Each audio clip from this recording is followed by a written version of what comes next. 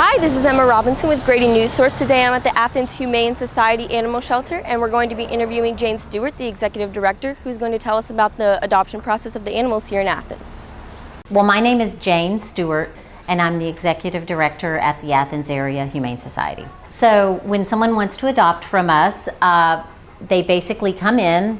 Usually they take a look around to see what animals we have. Sometimes they have an animal in mind.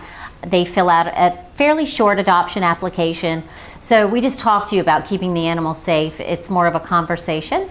Then they look around, and then they can put in an application on a particular animal. If that animal already has an app, they don't go home until they've been spay or neutered. They go ahead and get put on our surgery schedule so that they can get ready to be adopted. And then we have a lot of off-site events that we take them to. Once they're 2 pounds, 8 weeks, 2 pounds, we get them altered and give them all their vaccinations, and then they're ready to go. A good adoption a month for us is 100 adoptions, and sometimes it's more. Stewart then touched on the importance of educating the public on animal welfare. Well, there are a lot of ways that we educate the public to being a responsible pet owner, and also for children to, humane treatment of animals and adults as well.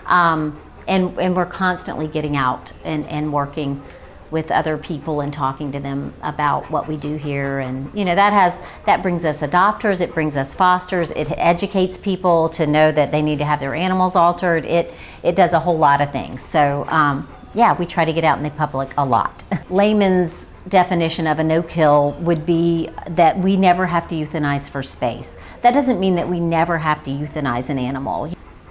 Typically, no-kill shelters are shelters, private shelters like us, who have a limited admission.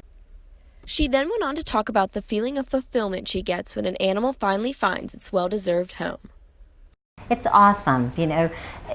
The staff here has to put up with a lot of sadness. We see a lot of sadness. We see animal abuse. We see people that can't afford to keep their animals. We see animals that go into animal control and have been abandoned, come in here emaciated, that kind of thing. So it's awesome for us when we see a family bond with an animal. That's like the Christmas present at the end of all of it, is that you see them find a good home. There's a lot of joy that comes with that.